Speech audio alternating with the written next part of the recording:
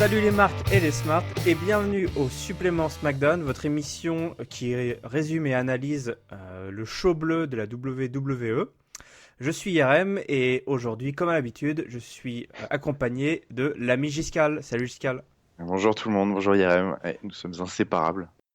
Cet épisode avait encore lieu une fois de plus au Texas, Mais oui, à incroyable. Dallas. Ouais. Hein. Et nous étions le 30 août 2016. On commence une fois de plus avec un segment backstage impliquant Shane McMahon et son GM Daniel Bryan. Shane McMahon dit à Daniel Bryan qu'il doit des excuses aux Miz. Après ce Mhm. qui s'est passé à Talking Smack, Shane McMahon est d'accord avec Daniel Bryan, mais on ne provoque pas ainsi les talents, les superstars. Donc, grosso modo, Daniel, tu es allé trop loin. Je suis d'accord avec toi. En off, je suis d'accord avec toi, mais tu es allé trop loin. Donc, Daniel Bryan, voilà, il est un peu penaud et surtout, il rétorque à Shane McMahon, et ce n'est pas anodin, qu'il est ok, d'accord, mais il trouve ça gonflé de la part d'un mec qui allait se frotter à Brock Lesnar, vous vous souvenez, à la fin de SummerSlam. Donc ça se termine là-dessus, sur le visage de Shane McMahon qui se dit merde, putain, il a touché un point sensible. On enchaîne avec le Miz qui se dirige sur le ring d'un pas décidé. Hein. Il attend même pas que Ah sa oui. musique se soit enclenchée. Il a visiblement quelque chose à nous dire. Donc il s'en prend en public en lui disant ne me huez pas, ne me sifflez pas. Donc il est très autoritaire. Hein. Clairement, là, son objectif, c'est de récupérer de la hit. Parce que beaucoup de gens s'étaient rangés derrière les propos du Miz. Hein. Grosso modo, tout le monde a dit, enfin tout le monde, beaucoup de personnalités ou beaucoup de suiveurs ont trouvé que les mots du Miz étaient justes. Il annonce qu'il va redonner du lustre au titre intercontinental, qui a perdu de son prestige à cause de ceux qui ont abandonné. Donc, petite dédicace à Daniel Bryan.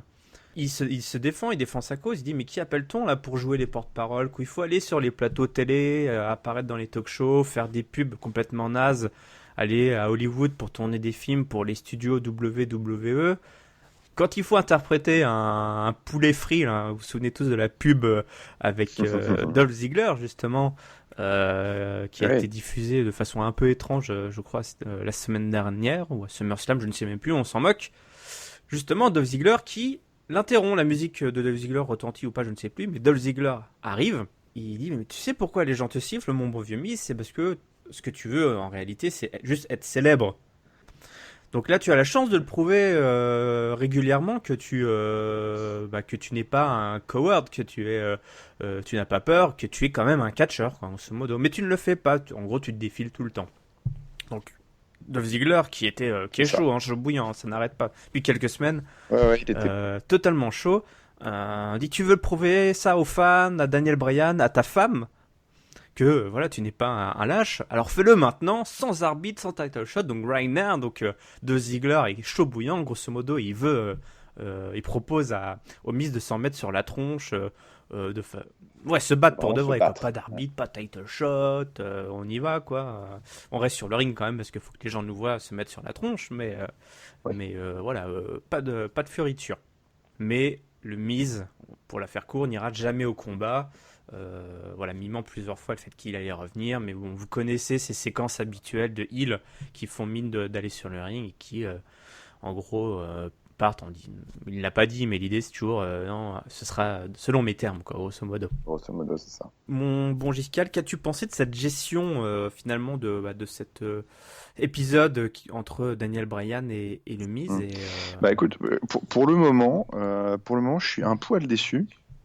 Je suis un poil déçu de finalement de l'abandon, on va dire en quelque sorte de cette petite histoire entre le Miz et Daniel Bryan, puisque manifestement, ils le mettent en stand-by pour le moment. Alors j'espère que c'est un stand-by justement et qu'ils y reviendront plus tard parce que je pense qu'il y a il y a quelque chose de très très sympa à faire autour des deux. Mais bon, c'est vrai que bon bah là voilà, Daniel Bryan s'est excusé. Ils ont décidé de changer d'angle en le remplaçant en quelque sorte par Dolph Ziggler dans cette histoire.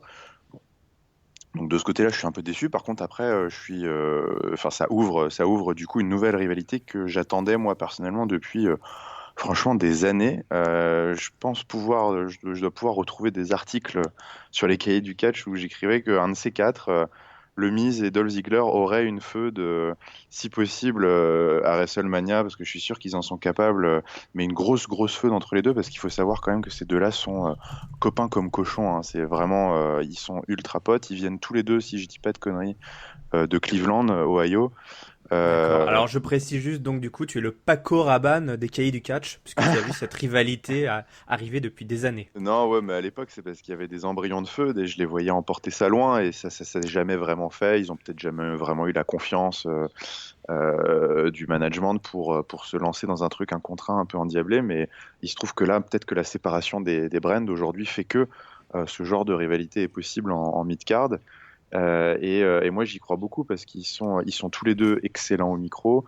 Ils ont énormément d'alchimie ensemble. Ils ont fait beaucoup de matchs tous les deux. Ils se connaissent par cœur. Ils viennent de la même ville.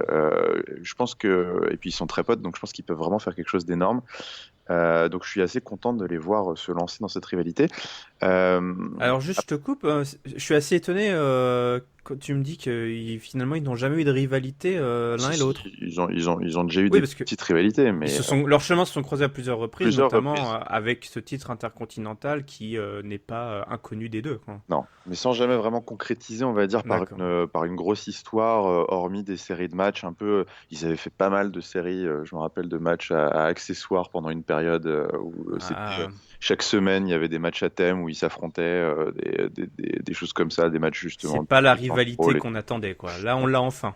Bah là, je pense qu'on peut avoir quelque chose de pas mal. Bon, après, petit bémol peut-être sur le fait que bon, bah, Dolph Ziggler, ça y est, s'écarte un peu de lui-même, de sa quête pour le titre. Bon, en même temps, on va, Oui, on il a pourra été nous dire qu'il écarté a à deux été écarté reprises. de facto par ces deux Ouais. défaites, mais c'est vrai qu'on s'attendait peut-être pas à ce chemin-là pour Dolph Ziggler. On s'attendait peut-être à une lente descente aux enfers, sombrer un petit peu dans la parano, dans la psycho, parce La que voilà, drogue. dans la drogue exactement, et le retrouver dans un caniveau. Non, mais bon, bah, du coup, à la limite, pourquoi pas de heel turn tout de suite. Mais voilà, moi je pense que ça va être excellent. Les deux sont très bons. Et puis Dolph Ziggler surfe absolument sur une vague en ce moment de feu là pendant ses promos. Ah, il est bouillant. Il est habité là dans tous ces segments. Le Miz en face, il n'y a pas de problème. Donc ça risque de nous donner quand même quelque chose de très très sympa. Et a priori, je crois pas que ça a été annoncé là, mais je pense qu'on devrait avoir un match à Backlash pour les avec Oh oui, c'est eux. rendez-vous à Backlash, hein, ça a été plus ou moins. Je sais pas si c'était officialisé au moment où on enregistre, mais effectivement, on va droit vers un affrontement à Backlash. Voilà. Et effectivement, une rivalité directe entre Brian et Miz, un petit peu mise de côté. Juste pour information, justement, alors, comme quoi on apprend pas mal de choses en dehors aussi du cercle direct du network. Mais justement, Daniel Bryan avait évoqué ce point-là en expliquant que c'est tellement tendu entre les deux, Oui. mais vraiment c'est physique, je pense, toi, c'est Ouais, ouais, ouais, ouais. épidermique, que je pense que les bookers, les scénaristes veulent éviter de Ouais, trop les mettre faut trop les confronter, quoi. de trop les confronter, notamment parce que maintenant SmackDown c'est en direct et on peut pas Ouais. trop se permettre lors du show principal que Non. ça parte en vrille, quoi. Mais c'est vrai que si un de ces quatre, ils arrivent à mettre leur mouchoir dessus, entre guillemets, et rester pro, ils peuvent faire quelque chose de dingue parce qu'ils ont quand même, le Miz et Daniel Bryan ont une histoire qui remonte jusqu'au début de Daniel Bryan à la WWE, hein. C'est ce genre de rivalité qu'on adore, Ah ouais, historique, ouais. où les mecs en plus ont deux visions assez différentes, Ah bah, représentent deux c'est visions, enfin, complètement différent. Ouais, ouais, non. et c'est devenu tellement épidermique. Donc comme tu dis, ça arrive un peu à mettre d'eau dans leur vin, en tout cas un petit mouchoir sur vraiment sur Sur leur désaccord leur profond, désaccord profond. Effectivement, on peut arriver à des choses. voilà, tout en s'en servant à la télé, comme Ouais. ça, Je pense que c'est bien. le genre de choses qui serait plus difficile quand même pour Daniel Bryan, Peut-être. qui, contrairement au Miz, a peut-être plus de difficultés à faire la part des choses entre ce qu'il pense vraiment et ce qu'il doit C'est ça. retranscrire et de le transformer pour que ça devienne du ça reste du divertissement et pas Exactement. la foire Ouais. d'empoigne, Non, c'est pas le but. c'est pas une télé-réalité, quoi. Non. On enchaîne avec le tournoi Tag Team, qui avait lieu donc, qui a commencé la semaine dernière, parce que comme vous le savez, donc un tournoi Tag Team a été mis en route pour construire une finale, donner lieu à une finale qui aura lieu à Backlash pour couronner les premiers champions par équipe de SmackDown. Hein, il faut bien tout donner dans le titre du championnat parce que c'est important. Toujours est-il qu'aujourd'hui, les Hype Bros affrontent les Vaudevillains, nos amis les Vaudevillains. Donc on a une petite promo des Vaudevillains. J'avais mis dans mes notes qu'il fallait que je retrouve le contenu pour le retranscrire. Je ne l'ai pas fait. Mais je me souviens que j'avais aimé cette petite vidéo. Bon, c'est bien d'avoir toujours des petits packages vidéo. Voilà, quoi, il faut faire ses preuves. Toujours est-il que Zack Ryder et Aiden English débutent le match. Donc Zack Ryder enchaîne dropkick, forearm. Il enchaîne ensuite avec un saut entre les cordes qui touche sa cible, mais il est cueilli par un sacré brise-nuque. On se retrouve sur le ring, on a une petite démonstration de force des Vaudevillains, parce que c'est les Monsieur Muscles, hein, les gentilshommes. Donc on bande ses muscles, on fait des pompes, voilà, on est un peu provocateur. Le tag arrive enfin sur Riley, oh, Mojo Rawley. Mojo Rawley. Ouais. Et non pas, à ne pas confondre avec Alex Riley. Non. Même si c'est quasiment le même niveau, je ne sais pas. Qui lui enchaîne les grosses clotheslines, son Stinger Splash. Donc il est venu, hein, c'est un gros lourdeau, il fait pas dans la dentelle. Non. Tag avec Zack Ryder. La Brusky Boot avec le fameux woo woo woo qui marche toujours super bien. On place le finisher move, le fameux Hype Rider, visiblement c'est son nom. Manifeste. Et victoire des Hype Bros au détriment des Vaudevillains. Les Hype Bros donc qui sont qualifiés pour les demi-finales et qui affronteront les gagnants du prochain match. C'est ça. Donc un match très court, hein, par rapport à ce qu'on nous avait proposé la semaine dernière, notamment avec le fameux Breezango versus Uso, si je dis pas ou American Alpha. Breezango, c'était contre American Alpha. C'est ça. Un super match. Un super match. Et les Usos, c'était contre The Ascension. Voilà, c'était un match un peu plus court, mais un match quand même assez solide. Avec un autre objectif. Mais aussi là, c'était assez expéditif. Malgré tout, on a présenté comme deux équipes assez soudées. Oui. Avec chacun ayant pu montrer un peu ce qu'il avait à faire, mais clairement là, c'était pas un squash match, mais c'était un quick match, quoi. Oui, je pense qu'on peut dire que c'était un squash match quand même. Mais, d'accord. C'était en tout cas, c'était une victoire très, très dominante, hein, on va dire, des Hype Bros. Et clairement, on sent qu'on est rentré dans la deuxième partie du tableau la plus faible quand même du tournoi. Enfin, moi, en tout cas, c'est le sentiment que j'en ai, hein, parce que c'est vrai que la semaine dernière, on avait eu 2 bons matchs avec au moins 3 bonnes équipes sur 4, enfin vraiment 3 très bonnes équipes sur 4. Là, c'est un peu plus léger, hein, donc les Hype Bros et les Vaudevillains. Et bon, on sait que le prochain match, ce sera Heath Slater et Rhino contre une équipe mystère, enfin qui a été annoncée depuis, mais on en reparlera. Donc on est sur la deuxième partie du tableau un peu plus molle, et qui me fait toujours, penser que le tournoi est quand même encore, enfin la division tag team est encore un petit peu légère. À SmackDown en termes de nombre, parce que moi personnellement j'ai pas trop accroché à ce match. Bon, c'était très efficace pour le temps imparti, hein, s'ils avaient 3 minutes à tout péter, donc voilà, les Hype Bros étaient bookés pour montrer voilà ce qu'ils savent faire. Ils sont costauds, ils sont rigolos, ils sont dynamiques, tout ça. Moi personnellement ça marche pas trop de mon côté. Les slips fluo, Mojo Rawley qui passe son temps à gueuler là les slips fluo ça marche. Les slips fluo ça marchait quand même mieux sur. Ah mince, que j'oublie son nom, le pauvre. Je sais pas de qui tu parles. Et si, qui a été viré par la WWE, qui était avec Cody Rhodes. Mr. You're Welcome. Ah oui, Damien Sandow, oui. Damien Sandow. Oui, c'est vrai que les slips rose fluo ne vont qu'à lui. Oui. Mais bon, voilà, moi j'ai trouvé ça un peu léger et ça fait équipe un peu très comédie, très faux-folle, mais rien de très. Enfin, ça fera jamais des champions. Moi je trouve que ça fait rien de très sérieux. Donc du coup, là on se retrouve avec un match un peu lambda, et quand on sait du coup qui ils vont affronter en demi-finale, on se dit que a priori ils sont là juste pour être là, parce que ce serait bizarre d'arrêter l'angle Slater au bord des demi-finales. Donc voilà, moi j'ai pas trouvé ça très intéressant et j'ai pas trouvé qu'ils avaient fait en sorte de m'intéresser, donc j'ai été un peu déçu par ce match et cette équipe. Oui, bah écoute, moi je te rejoins complètement. Moi je suis surtout. Autant pour les Highbrows, ils sont à leur place, comme tu dis. Euh, autant. C'est les Vaudevillains, ça m'embête un petit peu, parce que moi j'ai beaucoup de sympathie pour ces deux gars. J'aime beaucoup leur Oui, c'est vrai. gimmick, qui est une gimmick pas forcément très évidente. C'est vrai. Et ils ont un catch bon, assez correct. Mais voilà, ils retombent un peu bas, hein. On se souvient quand même qu'ils avaient. Et il tombe très bas, là. Ouais. S'étaient qualifiés pour la finale, ils avaient affronté pour le titre, donc ils avaient affronté les New Day. Bon, il y avait les coups du sort, etc. Mais toujours est-il que C'est vrai que quand on pense qu'ils étaient dans un ils ont été title shot, champions. Ouais, ils ont été champions NXT. Bon, après on pourra toujours nous rétorquer que beaucoup d'équipes ont été championnes NXT, mais voilà, ils étaient quand même. Bon, voilà. J'espère qu'ils trouveront leur place. Ça m'embêterait qu'ils se c'est noient ma- complètement dans c'est cette division tag team manifestement, qui n'est pas si riche. Enfin, c'est ça. qui est fait.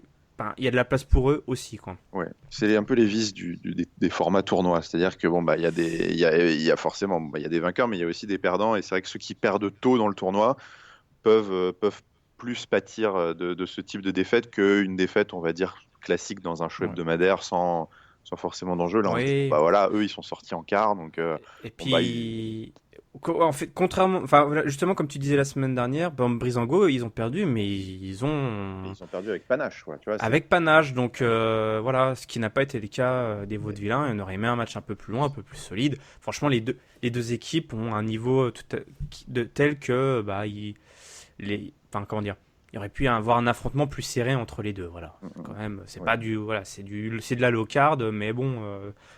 Du squash sur de la low card, c'est quand même pas très intéressant. Non. C'est pas comme ça qu'on construit l'avenir. Bref, ça reste un tournoi, donc on va pas non plus Non, tirer trop de conclusions. On enchaîne justement avec la deuxième équipe composée de Heath Slater et, et Rhino. Mais avant de vous annoncer qui ils vont affronter et vous décrire le match, on a un petit reportage vidéo, hein, façon.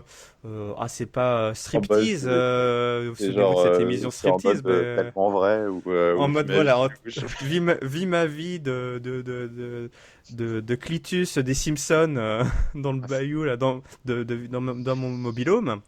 Donc Setter, on apprend qu'il vit en Virginie occidentale, Voilà. dans une petite maison, voilà, on pourrait se croire dans un mobilhome. Donc Ronnie Ah Young, bah, qui c'est est un donc mobil-home, je crois, hein. c'est un mobilhome, Oui, il bah, me semble. oh, Ouais. bah, ça ressemble beaucoup à un mobilhome. De toute façon, 90% des Américains vivent dans un mobilhome ou dans leur Il faut le voiture. savoir. Il faut le savoir. Donc Renee Young a fait le déplacement. Donc c'est elle qui va aller interviewer donc Heath Slater, qui la reçoit donc chez lui à la maison. Rhino est là. Oui. Il est là. Donc Il est là, il chill. visiblement un ami de la famille, hein. Ouais, ouais. Il chill, il regarde par la fenêtre, il est plongé dans ses pensées. La femme de Heath Slater est là également. On nous la présente. Alors, c'est un sacré numéro, hein. Oui. Physiquement, je vous invite à voir la vidéo parce que, bah, clairement, elle porte bien le rôle, quoi. Ouais. Elle porte le doux nom de, alors je ne sais plus comment on le prononce, mais J'ai pas reconnu, moi Boula, je sais plus, moi je l'appelais la grosse Shakira parce qu'elle ressemblait un peu, mais, la avec 30 grosse kilos de plus. Shakira. Écoute, bah écoute, oui, donc la gauche. Avec 30 kilos. Whenever, whatever. Je pense qu'Islater, voilà, à défaut d'avoir la véritable Shakira, voilà, il s'est rapporté sur probablement une doublure Voilà. pour un des nombreux clips de Shakira. Donc, René Young est bien reçu, hein, puisqu'on lui apporte des crackers et du fromage en tube. Ah, Et dont putain. les Américains raffolent. Ah là là là Au passage, Rhino fait un petit dessin, il dessine un petit smiley triste là. Sur son sur craqueur. l'un des crackers. Donc voilà, c'est vraiment une séquence qui est bourrée comme ça de plein de non-sens et c'est très très très drôle. Donc René Young demande où sont les enfants, parce que vous savez, Slater a beaucoup parlé de ses enfants dans le passé pour... Je ne connais pas vraiment le nombre d'ailleurs d'enfants. Voilà, donc tout à l'heure je parlais de Cletus des Simpsons, hein, si vous connaissez la série, évidemment, Cletus a un nombre incalculable d'enfants. En plus, ils sont tous les deux roux, donc ils partagent beaucoup tous les deux. Donc où sont les enfants? Donc Heath Slater répond qu'ils sont partis dehors fouiller pour trouver des bouteilles et des canettes.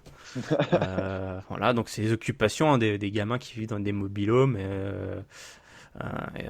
et dont leur père est catcheur. J'imagine que tous les enfants font ça. Donc on revient un petit peu sérieux. René Young interroge Heath Slater sur la draft. Donc Heath Slater répond que je vous rappelle qu'il n'avait pas été sélectionné. Donc il explique que c'était la faute de personne, juste un oubli, quoi. Donc pas très revanchard, hein, Heath Slater. On enchaîne en plus avec des images de ces différents affrontements, notamment face à Oui. Randy Orton et Brock Lesnar, où il a subi des dérouillées assez imposantes, hein. Mais Heath Slater, hein, il se défile pas, hein, il répond qu'il était honoré d'avoir été le premier, d'avoir offert le premier match de Randy Orton pour son retour, et il est tout simplement heureux, en tout cas, d'être toujours en vie après son match face à Brock Lesnar. Donc finalement, il s'en tire plutôt bien. Renee Young qui aperçoit que Rhino est toujours plongé là dans ses crackers, il lui demande mais pourquoi as-tu accepté de t'associer avec Heath Slater? Rhino répond en haussant les épaules. Visiblement il sait pas trop pourquoi. Pourquoi pas. Ou alors c'est plutôt pourquoi pas.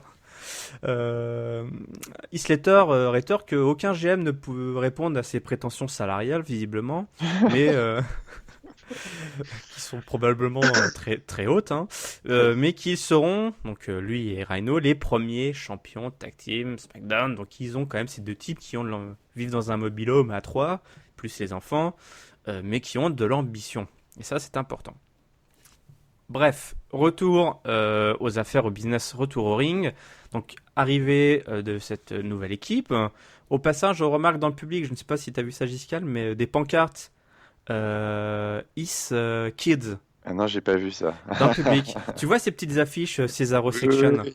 Eh ben les mêmes. Donc, un bout en train, on a ramené dans le public, Ah, c'est pas mais à mal la ça. place avec écrit les enfants de Les Heath enfants de Slater. Slater, quoi. Donc tu avais une marée comme ça de jeunes adultes se réclamant euh, enfants, donc progéniture de l'ami Slater. Donc je pense que ça peut être un running gag assez sympa à revoir plus tard. Donc on en parlait tout à l'heure, ils affrontent ce soir une équipe de revenants, puisqu'il s'agit, alors, pour ceux qui s'en rappellent, des Moi, Headbangers, j'avais jamais vu ça, moi. donc qui n'ont pas mis les pieds à la WWE depuis 15 ans, hein. Donc Oui, je crois que c'est c'était ce qu'ils ont dit, même 16, je sais plus. Ouais, 15, 16, je pense que là, à un ouais, moment, on ne ouais. compte même plus. Donc, ils avaient un gimmick un peu de métalleux, Manifestement, en kilt. voilà, en kilt. Donc là, ils arrivent, c'est plus en mode papier rocker, hein. Là, Hmm. c'est, je sais pas, les Rolling Stones ou quoi. Enfin, voilà, ils ont pris un coup dans la caboche. Donc, franchement, le match, c'était bien mou. Rien vraiment à noter de particulier, en tout cas de mon côté. Si ce n'est que Rhino dans le match s'est pris un seul coup et il s'est fait péter l'arcade par un des deux gars qu'ils Oui, affrontaient. Donc bravo Rhino, le mec il s'est pris incroyable. un coup aux abords du ring en Ils plus. l'ont Il peut-être est frappé avec leur bracelet à pointe, je sais pas. le bracelet de force à pointe. Bref, il était en sang. Donc Cole est rentré, il a offert la victoire avec son fameux gore, sa prise fatale. Donc victoire de Heath Slater et Rhino, qui sont donc qualifiés pour les demi-finales. Ils affronteront donc les Oui, Highbros dans un c'est match ça. qui est Qui, très très attendu, qui est très très attendu, exactement. qui fera probablement le main event du prochain SmackDown. Que dire? Que dire? Tout ça. J'ai passé beaucoup de temps à décrire ce qui s'est passé parce Sur que l'interview franchement, immersion. l'interview immersive, parce que c'était franchement la séquence à retenir. Oui, Moi, ça m'a fait plus beaucoup que le match. penser à ces vignettes de la team Elno. Est-ce que tu t'en souviens, il y a Oui, quelques années, oui, oui, oui. où on filmait un peu presque comme une série télé, toi. Il y avait Ouais, ce ouais, un petit côté, peu. les caméras sont, enfin voilà, on C'est un oublie le filtre, côté ils réaliste, elles finissent. Ouais. s'infiltrent, ouais. Donc ça m'a fait beaucoup penser à ça, et puis en plus, voilà, la relation entre Heath Slater, l'interaction entre Heath Slater et Rhino n'est pas sans rappeler dans celle entre Daniel Bryan et Kane. Euh, on avait à peu près, on va dire, la Carrément. même alchimie entre les deux. Donc, que penses-tu de cette histoire de Heath Slater, qui m'a l'air bien parti pour avoir une bonne grosse visibilité, en tout cas, dans les prochaines semaines? Bah écoute, moi j'ai beaucoup aimé. Ça m'a fait énormément rire, hein, le côté l'interview de Renee Young qui vient donc s'immiscer dans le quotidien à Heath Slater pour pour venir comprendre un petit peu ce qui se passe dans la tête du hottest free agent. Donc bon, c'était moi. Bon, j'imagine que c'est le genre de segment où on aime ou on n'aime pas, hein. Moi j'étais absolument hilar devant.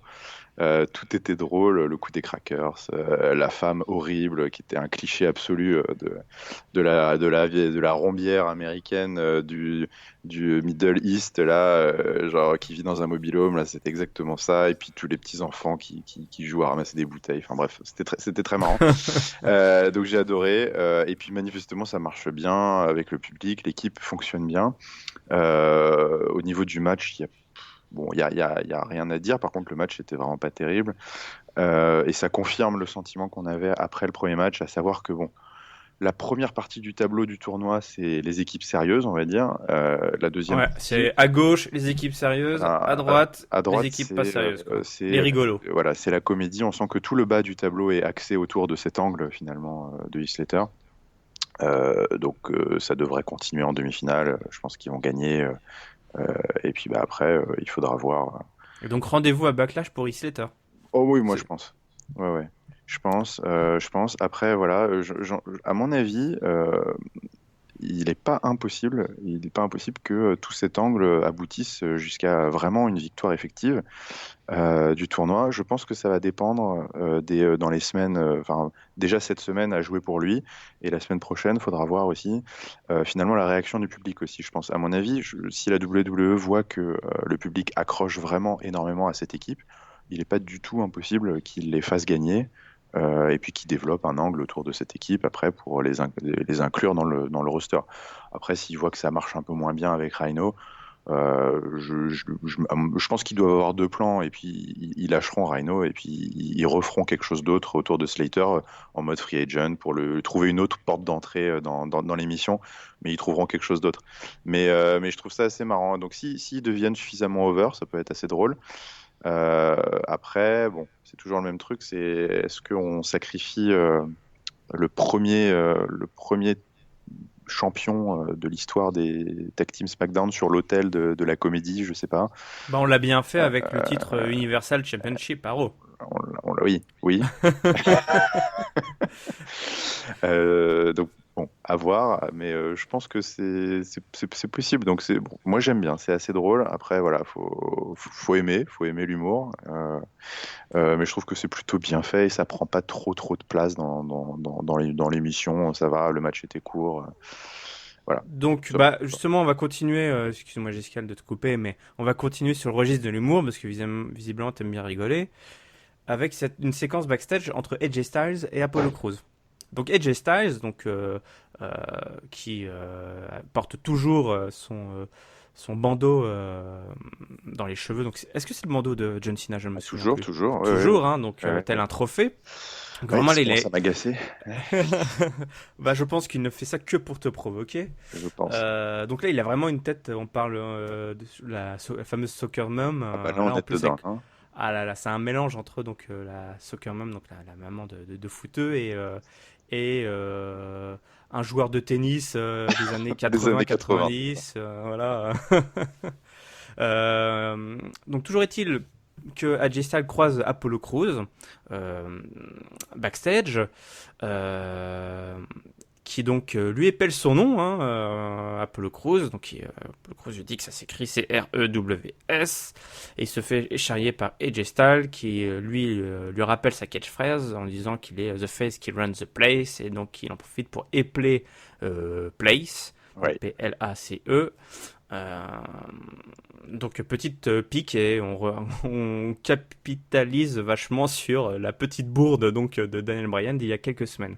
Oui. AJ Styles rejoint le ring pour une longue tirade, donc il se la pète toujours, hein. Il est le face qui run the place, qui a battu John Cena, qui l'a rebattu à SummerSlam et qui va battre Dean Ambrose. Apollo Crews apparaît. Et il demande, et AJ Styles lui demande si Daniel Bryan enfin s'il allait voir Daniel Bryan pour obtenir un spelling bee, donc c'est le fameux Et les concours concours d'orthographe, ou en tout cas concours d'épellation c'est ça. très cher aux Américains, où des enfants s'affrontent pour épeler des noms, des mots de plus en plus compliqués. C'est ça. Donc évidemment, encore une pique de AJ Styles. Mais Apollo Crews ne se démonte pas, dit non, moi je lui ai demandé, c'est un match, qu'est-ce que tu crois? Je suis catcheur, hein, contrairement à ce qu'on pourrait croire, je catch. Et que ce match, ben, c'est right now. Donc voilà, Apollo Crews allait se booker un match visiblement près de Daniel Bryan face à AJ Styles. Donc le match, c'est un match très très qui met en avant vachement l'agilité des deux, hein, parce qu'AJ Styles et Apollo Crews, ces deux gabarits Qui c'est un virevolte. qui Ouais. virevoltent. Voilà, on enchaîne les dropkicks, forearms, ça se balance dans les cornes, dans les turnbuckles, ça saute à gauche, à droite, dehors, dedans. On se retrouve justement plusieurs fois à l'extérieur du ring. Apollo Crews à un moment place un moonsault. AJ Styles enchaîne sur une leaping lariat pour placer justement Crews dans les cordes. Après, il va enchaîner sur un saut depuis la seconde corde, mais il se fait cueillir comme un bleu, si je puis dire, Mhm. par Apollo Crews, qui leur dépose alors, délicatement avec un Samoan Driver. On compte de deux après ce joli enchaînement. Ouais. AJ Styles riposte, coup de botte, brise mâchoire, etc. Phénoménal forearm, évidemment, qui donne la victoire à AJ Styles. Donc Apollo Crews, donc c'est une défaite pour lui, mais en tout cas, il a commencé enfin, si je puis dire. Je pense qu'il a enfin ouvert son livre. On a dû lui donner un bouquin. Je sais pas, ils ont peut-être une bibliothèque à la WWE. Parce que là, il a dû ouvrir chapitre 1, paragraphe 1 de l'exercice du comment devenir catcheur à la WWE. Parce qu'il nous a enfin offert une promo où il était un peu dedans, Ouais, c'est toi. vrai. C'était l'exercice classique. Hein. Ouais, je suis allé voir le GM, il m'a donné un match, et ce match, c'est maintenant. Ça, on l'a C'est tous ça. entendu des milliers de fois, mais voilà. Mais pas de la bouche d'Apollo Crews. Donc, Apollo Crews qui enfin montre qu'il est là et Qui fait partie du roster, qui fait partie du roster. qui vit dans le roster. Mais ouais, d'ailleurs, ça me fait toujours marrer ces petits segments parce que du coup, c'est sûr. Il faut vraiment faire 100% confiance à Apollo Crews parce que tu te dis, qu'est-ce qu'il te dit pas qu'il t'est mytho et que en fait, Daniel Bryan lui a rien donné du tout. Mais bon, c'est mon côté auditeur, ça, faut tout vérifier. Mais ouais, moi, je suis un peu. Je suis mi-figue, mi-raisin là-dessus. J'ai beaucoup aimé toute la partie micro qui faisait bien un écho à la semaine dernière et à la construction de tête à claque d'AJ Styles qui va du coup manifestement provoquer un par un les gens du roster. La semaine dernière, c'était Dolph Ziggler. Cette semaine, c'est Apollo Crews. Donc, il s'est fait une spécialité d'énerver manifestement les gens dans les coulisses pour se faire ensuite un petit match. Donc je trouve que c'est bien parce que ça l'occupe jusqu'à Backlash avec des matchs frais, avec des nouvelles, avec des choses qui pourront peut-être potentiellement resservir plus tard. Il provoque des mini-rivalités futures, donc c'est pas mal. Et puis même comme tu disais, Apollo Crews de son côté, voilà, il a fait une vraie promo, il est impliqué dans un angle important. Avec le The Face That Runs the Place, c'est l'enfoiré d'AJ Styles, hein. Donc c'est de ce côté-là, dans la construction et dans les implications pour plus tard, c'était bien pour les deux. Après, moi, j'ai été encore une fois très déçu par le match. Bon, tu seras peut-être pas d'accord avec moi.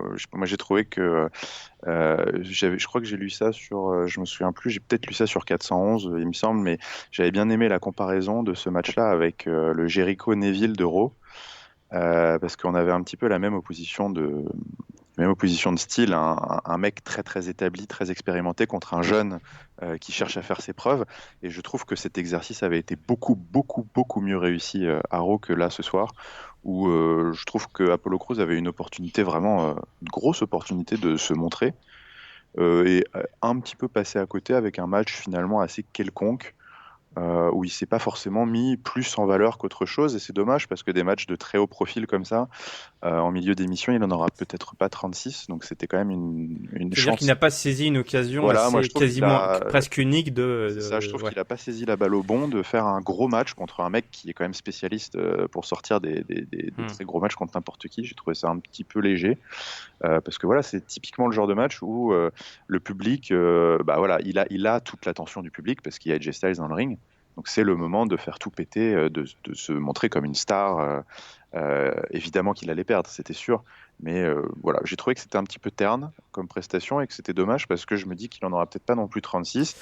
Ouais. Euh, Je ne sais pas s'il s'en rend compte. Enfin, Apollo Crews, c'est assez difficile son cas finalement parce que c'est ni la première ni la dernière fois qu'on parle de lui en ces termes.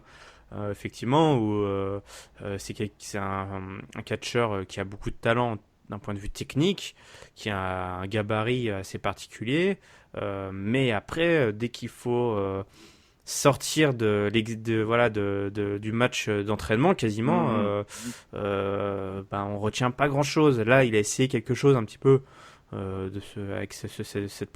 voilà, de s'imposer en disant, hey, regardez, enfin, voilà, c'est Ouais, une promo. ça, c'était pas trop mal, ça. Mais bon, alors bon, ça reste très classique évidemment, mais c'est vrai que ce match-là, c'est pas un match qui nous fait dire ah tiens Apollo Crews, ça y est, c'est quelqu'un qui compte.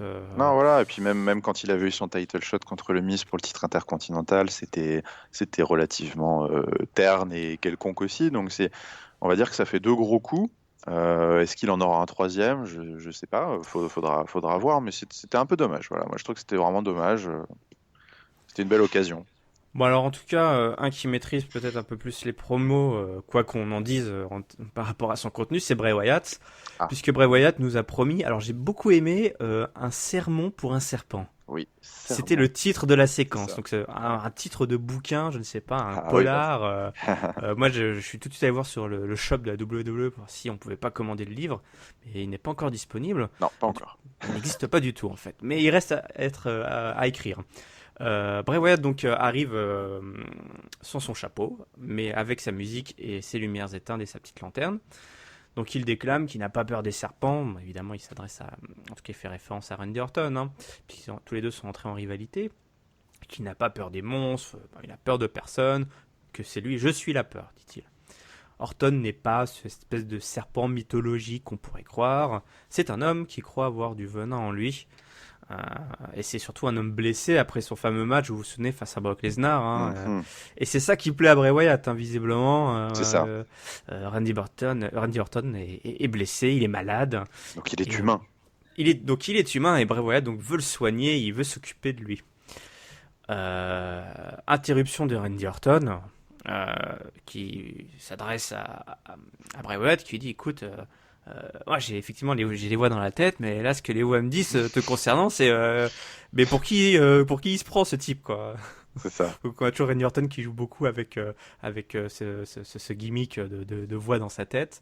Euh, donc il enchaîne après, donc il dit euh, tu dis que voilà il parle de ses cicatrices, que ses cicatrices l'ont blessé, etc. Voilà, il dit qu'il l'aime bien, mais que non pardon c'est Bray Wyatt Oui. rétorque et lui dit écoute je t'aime bien, mais contrairement à ce que tu dis, tu n'es pas le prédateur. Il s'adresse à Randy Orton qui a Mm, souvent le sobriquet la réputation d'être le prédateur, hein, The Apex Predator. c'est ça. Il dit c'est moi le prédateur et je veux te couper la tête, je vais couper la tête du serpent que tu es à Backlash. Donc clairement il lui propose un match à Backlash, on a tous compris. Oui. Donc Randy Orton réfléchit un peu et il annonce qu'il accepte le défi. Donc il monte sur le ring pour en découdre, mais Bray Wyatt disparaît dans la nuit. Voilà, ah, coupure, les lumières s'éteignent. Avant c'était pour faire apparaître Luke Harper et Eric Rowan. Maintenant c'est pour faire téléporter Bray Wyatt, je sais pas, dans les vestiaires, au restaurant, ou je ne sais pas, hein, peut-être que c'est totalement Au bowling, aléatoire. on sait pas. Bray Wyatt disparaît et il apparaît, mais on ne sait pas où. C'est Code Quantum, toi, le mec qui apparaît, je ne sais trop où. Donc voilà, fin du segment, hein, assez brutal, mais on a l'habitude avec Bray Wyatt, tous ces segments se terminent un peu ainsi. Alors moi, je sais pas, une chose que j'ai aimé, c'est que Randy Orton a quand même assez pris au sérieux Bray Wyatt, Oui. toi. Oui, c'est vrai. Il n'a pas tourné en Contrairement dérision. à beaucoup d'autres, on va dire, têtes d'affiche dans le passé, notamment John Cena ou bien d'autres, hein, prenez pas trop Bray Wyatt au sérieux, toi. Hein. On avait tendance un peu à C'est vrai. ridiculiser sa gimmick. C'est ça. Là, Randy Orton a dit, écoute, je pense que toi aussi, on a nos démons, voilà. Ça, j'en ai pas parlé. Ouais. Il lui a dit, Ouais, mais ouais. j'ai mes démons, t'as tes démons. Donc, on a un peu, toi, Il s'identifie un petit peu de voilà, ce ils côté-là. s'identifient exactement. Ils se sont mis un peu, ils se sont mis, voilà, sur le même niveau, toi. Et ça, c'est quelque chose que j'ai beaucoup aimé avec cette promo, qui était encore une promo habituelle, évidemment, de Bray Wyatt. Mais j'ai beaucoup aimé ce qu'a fait Randy Orton, parce que on se souvient que Randy Orton est revenu en mode un peu blagueur, taquin, Oui, hein, oui, oui. et j'avais moi un petit peu peur que justement ça prenne trop le dessus avec cette rivalité de Bray Wyatt et que qu'il passe son temps à ne pas prendre Bray Wyatt au sérieux. Donc il a la confiance, évidemment la confiance de Randy Orton, hein, je vais te battre, quoi. Oui. T'inquiète pas, Bray Wyatt, tu parles et moi, je tape. Mais ils sont mis au même niveau et il prend cette menace, en tout cas, au sérieux. Et en tout cas, Bray Wyatt est un adversaire sérieux, comme tu dis, avec qui il a des points communs. Ouais, bah écoute, ouais, ouais, moi je partage 100% Ah oui, cool, de ton super. analyse sur ce segment qui était vraiment, que j'ai trouvé très bon. J'ai trouvé très bon Bray Wyatt, je l'ai trouvé vraiment excellent sur cette promo, dans son style bien à lui. Et en effet, la lecture que tu as de la réponse de Orton, je la partage aussi et je pense qu'elle est très importante parce que le salut, enfin, si tant est qu'il ait besoin d'être sauvé, mais en tout cas, le futur du personnage de Bray Wyatt à SmackDown, que moi je vois comme étant vraiment excellent, passera par ce type d'échange avec des top stars où justement on le prendra au sérieux. Tout en gardant quand même, voilà, tu sens quand même que Randy Orton garde un petit peu ses mimiques, ses attitudes de mec très sûr de lui, donc ça, il garde quand même un petit peu cette partition-là, mais il le prend au sérieux et c'est super important pour que les promos de Bray Wyatt fonctionnent. Il faut quand même qu'il y ait le mec en face qui arrive à s'identifier un minimum ou à trouver du vrai dans les menaces du Eater of Words, là, donc c'était vraiment un bon échange. Ça a bien hypé le match qui donc manifestement est officiel à Backlash. Euh, et je pense que d'ailleurs ça va être un match assez sympa dans un style dans un style plutôt qui s'annonce assez original. Je pense ils vont avoir leur place dans la carte bien à eux. Parce que voilà, on connaît Bray Wyatt avec son style particulier, plutôt brawler, capable d'acrobatie par moment. Et puis Randy Orton qui revient plutôt bien en forme, moi je trouve. Je l'ai trouvé dans ses petits matchs de préparation avant Brock Mm. Lesnar et puis même Ouais. contre Brock Lesnar, il est plutôt fit, plutôt agile, plutôt rapide. Donc ça va être une opposition de style très sympa. Ouais, Donc voilà. ces deux catcheurs qui ont beaucoup d'impact, hein, où tout d'un Ouais, coup, ouais, ils ouais, peuvent c'est faire ça basculer exactement. rapidement le match à Qui leur sont assez avantage. incisifs dans leur style, donc ça va être bien. Et puis bah voilà, donc la rivalité est officiellement lancée. Je pense que c'est une très bonne chose pour Bray Wyatt. Je me répète encore. Il en Euh, avait, comme tu dis, il en avait vraiment, enfin, il en a ouais, besoin hein, c'est ça. pour. Il a besoin d'être pour monter dans la carte. Il a Ouais, ouais, exactement ouais. besoin de ça. Donc c'était très bien exécuté. Voilà, c'est un bon segment, ni trop long, ni trop court. Bien, un bon boulot des deux. Très bien. Alors, un autre segment, je ne sais pas si c'était bien booké, si tout le monde, s'il y en a qui sont ressortis grandis de ça, c'est le match de la division féminine. Hmm, Ce soir, Natalia faisait équipe avec Alexia Bliss et elles affrontaient Becky Lynch et Naomi. Au commentaire, Nikki Bella qui avait été attaquée par Carmella la semaine dernière. Donc c'est évidemment, ça. il parle de ça pendant les commentaires. Voilà. Donc Naomi et Natalia commencent le match. Ça s'échange des coups de pied, des sidekicks, coupure pub, parce que c'est un match des filles, donc faut pas déconner. Natalia dégage Becky Lynch des abords du ring. Elle fait le tag avec Alexa Bliss. Elle porte une prise à deux, un double air whip. Naomi donc nettoie un peu le ring à coups de pied, fait des lariats, hop, tag sur Becky Lynch qui elle aussi nettoie le ring, il n'y a pas de raison, tant qu'à faire. Elle tente un tombé sur Alexa Bliss et là, attaque de Carmella, venue du public, sur Nikki, qui était donc au commentaire, je vous le rappelle. Donc, qui passe à tabac la femme de John Cena. Et Alexa Bliss donc en profite pour faire un roll-up en tenant la culotte à Becky Lynch. Et victoire de Natalia et Alexa Bliss. Les méchantes l'emportent. Et je n'ai noté aucune question pour ce segment. Donc, si tu as quelque chose à dire, mon bon Giscal, sur la division féminine en général, sur le fait de se tenir la culotte pendant les matchs. Je sais pas, ouais, non, moi, non, rapidement, j'ai été très déçu par le match, encore une fois, même si j'ai apprécié l'effort de mettre tout le monde en valeur avant le Six-Pack Challenge de Backlash, ça c'était plutôt appréciable, mais sinon le match était très décevant. Enfin, il n'y a aucun moment où ça m'a intéressé, pourtant c'était plutôt long, ça fait genre 8 minutes. Bon, Euh, tout a été mis, je pense, pour la feu de Nikki c'est Carmella, ça, quoi. et puis bon, bah, Carmella qui revient encore attaquer Nikki par derrière. Si elle veut pas devenir, à mes yeux, une vulgaire, enfin, si ça veut pas devenir une vulgaire copie de la feu de Natalia Becky Lynch qui m'avait rendu fou parce que je comprenais pas pourquoi Ouh, j'en ai encore des frissons. semaine après semaine, je comprenais pas pourquoi Natalia venait juste agresser la pauvre Becky Lynch par derrière non-stop. Bon bah là c'est ce qui est en train de se passer, donc il va peut-être falloir à un moment ou à un autre nous donner des explications. parce que là, pour l'instant, moi, enfin, personnellement, j'en ai rien à foutre. Donc bon, voilà, c'est pas extraordinaire, ça piaille, ça crie, ça se tire les cheveux, mais Ça catche pas, c'est pas du grand catch, c'est pas c'est des pas des masses, grandes hein. séquences et il reste encore un épisode Non, pour se c'est ça. rattraper. Donc il y a une division, hein, mais il va falloir s'en servir un peu mieux. The Division, des filles. Mais n'oubliez pas les filles que dans 10 jours, il y aura une Il y championne aura une championne, donc il va falloir à qu'elle soit chose couronner, sérieuse. Ouais. faire les choses sérieuses. Alors, pour rester dans le sérieux, Arrow, ils ont des squash matchs. Oui, Ils ont notre ami Braun Strowman, oui, qui toutes les semaines vient démonter des inconnus qui, pour des raisons diverses et variées, c'est ça. viennent s'offrir aux gros monstres. Ils ont également Nia Jax, donc le pendant féminin de Braun Strowman, qui pareil démonte semaine après semaine, ou de jeunes filles qui viennent s'offrir à elle. Mm. Du coup, SmackDown, qui veut mettre en avant le vrai catch, les jeunes stars, etc., nous propose un squash match entre un revenant, Kane, qui avait été donc drafté à SmackDown, pour ceux qui avaient oublié, Oui, qui affronte ce soir le laitier, The Milkman. En ouais, tout cas, l'homme lait, donc j'imagine c'est que ça. c'est le laitier, hein, C'est j'espère. ça, le laitier, c'est absolument ça. Donc un jobber, un compétiteur local à qui on a proposé donc un match comme on le fait à Raw et qui donc est venu et qui attend qu'on lui attend son adversaire et cet adversaire, hop, les flammes apparaissent, c'est Kane.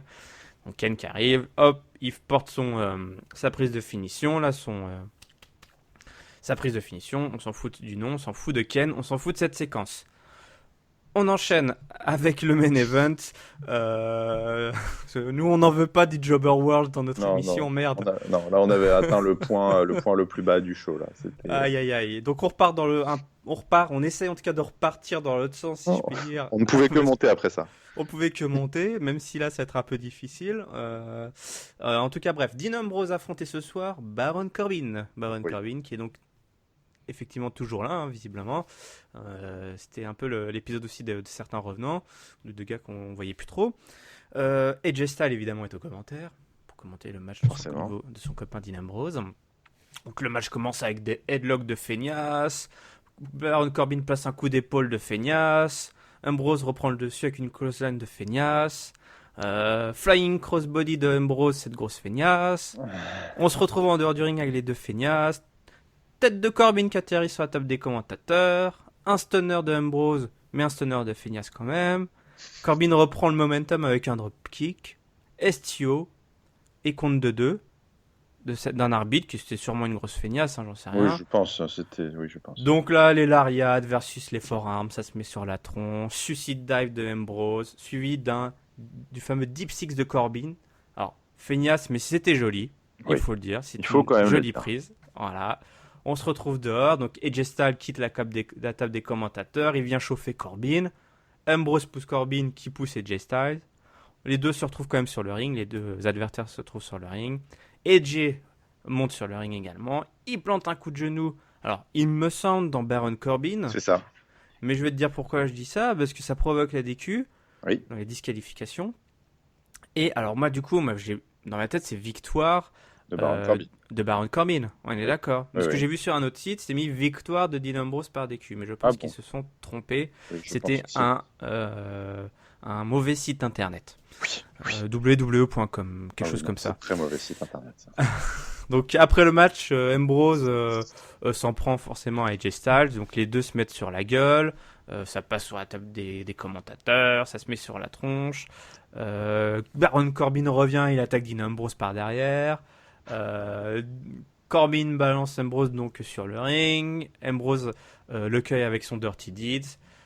AJ Styles va en profiter, il se dit ah super, je vais pouvoir lui mettre mon petit phénomène forearm. Mais Ambrose envoie Styles dans les cordes de façon on va dire très compliquée quand on est un garçon, mais sûrement aussi quand on est une fille. Quand on est un être humain avec des Ça fait sentiments, jamais c'est toujours plaisir. compliqué Voilà. de se retrouver avec les couilles broyées sur la troisième corde. Je tenais à le préciser. Ne faites pas ça à la maison. Non, surtout pas. Et Dean Ambrose, donc, qui voit la scène, qui visiblement l'amuse, donc il se pose, il s'arrête et il s'amuse, voilà, un peu farceur. Il secoue les cornes, donc faisant hurler de douleur l'ami Styles. Il lui serre la main, voilà, donc voilà. Et il C'est sort bien. du ring avec le titre, laissant ainsi AJ Styles pleurer parce qu'il n'aura pas de cinquième enfant. Et Non. c'est ainsi que se termine le show. Dean Ambrose, Cette feignasse. cette feignasse, doit-il perdre à Backlash et disparaître de la Je sais- WWE Disparaître. Je ne sais pour pas. toujours rejoindre Dolph Ziggler dans son caniveau? Je C'est sais ma pas. question, forcément un peu provoque. Ouais. Mais Ça voilà, quel est fait... ton avis un peu là-dessus sur le match, sur la prestation d'Dean Ambrose? Parce que voilà, on a beaucoup de gens. Enfin, les gens commencent. C'est comme si les gens découvraient ou redécouvraient un Dean Ambrose qui n'arrive finalement pas à aller plus loin que le rôle qu'il se donne depuis qu'il est champion, mais qu'il avait déjà avant, toi. Ouais, ouais. Et son style de catch, bah, assez pauvre, hein, qui est vraiment dans de la baston, c'est du backyard wrestling, hein, Ouais, c'est ça. donc c'est pas Écoute, très flamboyant. ouais, Mais je sais pas. également sur aussi, je te pose la question sur Mhm. bah, son acting quoi, et sa façon de gérer un peu la feud avec AJ Styles. Ouais, sur la gestion de la feud, ça me dérange pas trop. Je trouve que même limite, ça, moi, ça marche pas trop mal de mon côté parce que, enfin, j'aime bien le Dean Ambrose lunatique, dans tête en l'air, qui pense qu'à se marrer et qui se fout un peu de la gueule de ses adversaires. Je trouve que ça c'est plutôt drôle. Par contre, le Dean Ambrose dans le ring commence sérieusement à me gonfler aussi. Donc je suis un peu perplexe. Je saurais pas forcément répondre à ta question, savoir est-ce qu'il doit perdre et disparaître, mais Bon, enfin, c'est une question provoque, mais qui ouvrait voilà soit un il va débat peut-être plus falloir qu'il général. se foute des tartes quand même dans la figure pour se réveiller, Ah, parce que ouais. là, ce match était chiant, était terriblement chiant pour un main event de Et plus de le 12 pire, c'est minutes. que c'était chiant alors qu'il y avait Baron Corbin, mais tu te dirais pas, c'est même pas forcément la faute de Baron Non, c'est Corbin. même pas forcément la faute de Baron Corbin. Et puis en plus, moi j'en veux beaucoup, j'en veux plus à Ambrose sur ce coup-là que plutôt dans la soirée avec Apollo Crews et AJ Styles. J'en veux plus à Ambrose parce que là, même scénario, on avait quand même Baron Corbin qui avait une opportunité. D'ailleurs, je sais pas d'où elle vient cette opportunité, mais une opportunité en or. Il suffit de Euh, demander à Daniel Bryan. ouais, justement, Daniel Bryan. Non, parce que Baron Corbin, il venait de nulle part. Là, il était en train de tabasser le pauvre Kalisto depuis 2-3 semaines là derrière. Il se Ah oui, retrouve. effectivement, t'as raison. Bah, Ouais, ouais. j'imagine que c'était avorté cette Oui, oui. rigolote. Et puis là, soudainement, il se retrouve propulsé contre le champion de la WWE en main event de SmackDown. On ne sait pas pourquoi. Donc c'est quand même une opportunité incroyable. On lui donne un match de 12-13 minutes. Et un peu comme Apollo Crews, je trouve ça dommage parce que ça, il en aura peut-être pas 36. Et j'ai trouvé ça très pauvre et voire mauvais par moment. Mais sur ce match-là, j'en veux presque plus à Ambrose qui finalement contrairement peut-être à AJ Styles, n'a rien fait non plus pour faire en sorte que Baron Corbin sorte grandi de ce match. Donc c'était vraiment, j'ai trouvé ce main event très mauvais des deux côtés, parce que du coup Baron Corbin était décevant et est passé à côté de sa Oui, chance. oui. Bah, d'autant plus que la fin du match était pas une victoire clean de Ah Dean bah pas du tout. Ambrose. Non, Donc il y avait en plus la possibilité de faire briller Baron Corbin, vu comment le match était censé se terminer. c'est ça. Et puis bah donc je suis déçu pour Baron Corbin, et puis je suis déçu parce que Dean Ambrose, au final, ce genre de match est pour moi catastrophique pour le public, pour les suiveurs lambda, quand ils voient le champion de la WWE se faire malmener pendant 12-13 minutes dans un match terne, sans saveur, contre un mec qui ne faisait rien depuis 2 mois, rien, et qui se fait malmener, qui gagne sur des culs.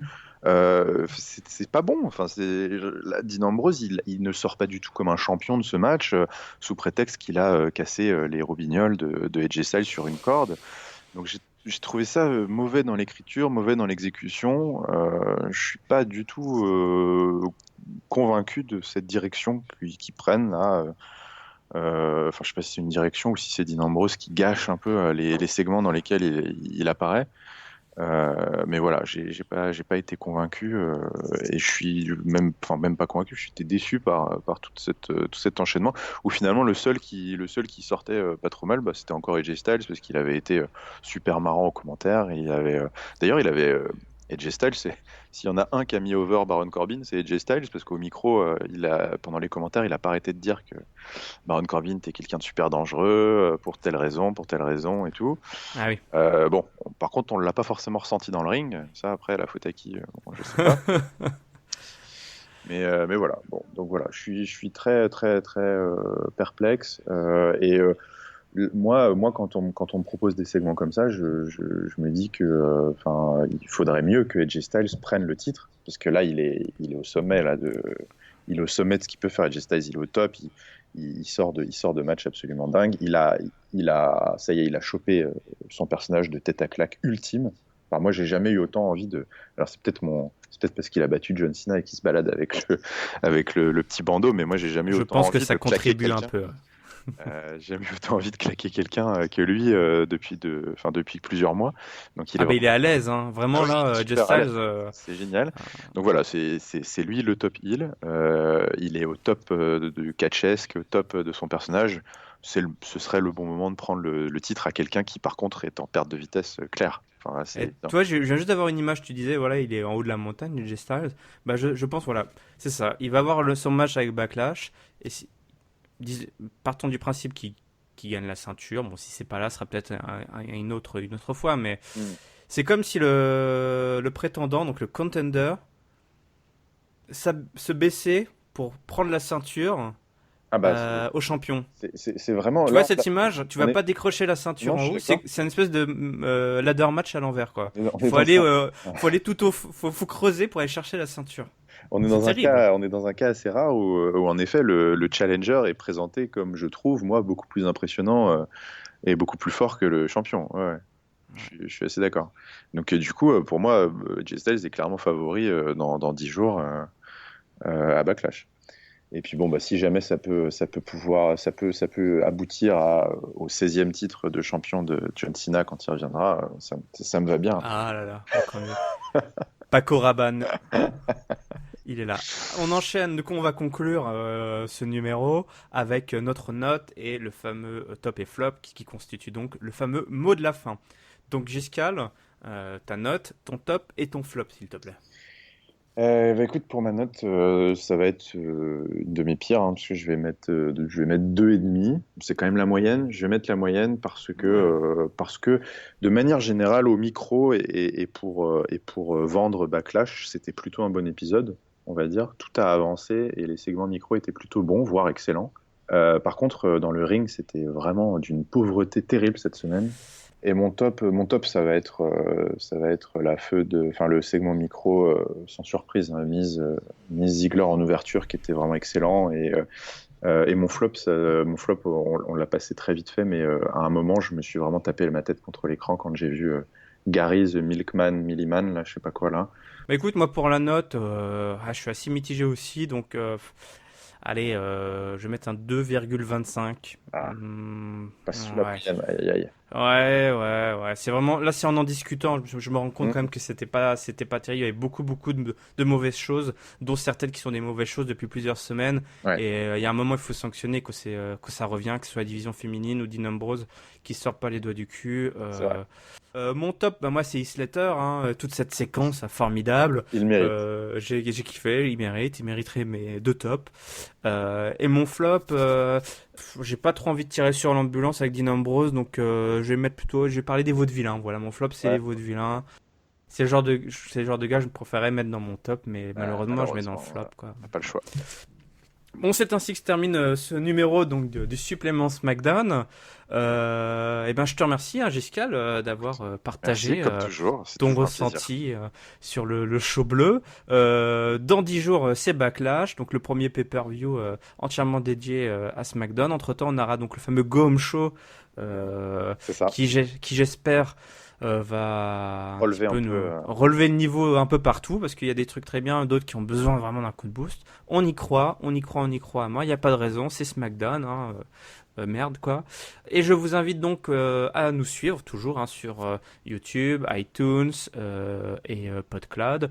Abonnez-vous, partagez, ça c'est important. Il faut partager hein, sur vos Twitter si vous kiffez, si vous aimez. Après, ça vous prend pas beaucoup de temps et c'est moins long qu'un squash match de Kane et ça à terme C'est beaucoup plus utile. Encore merci à vous de nous écouter et je vous donne rendez-vous la semaine prochaine. Salut à tous. Ciao, ciao.